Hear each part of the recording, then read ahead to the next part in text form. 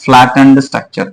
Okay, and when more than one carpel, see நம்ம இதுக்கு முன்னாடி சொல்லிட்டோம் carpel அப்படின்றது one to more அப்படின்னு one or more.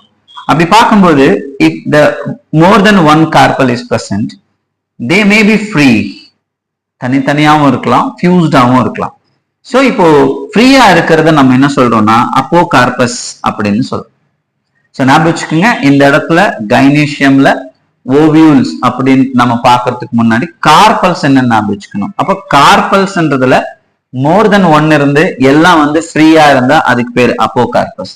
இப்போ அப்போகார்பஸ் கைனீஷியம் அப்படின்றது நம்ம எந்த பிளான்ஸ்ல இருக்குன்னு கொஸ்டின் கேட்டா நம்ம ஞாபகம் வச்சுக்க வேண்டியது லோட்டஸ் அண்ட் ரோஸ்.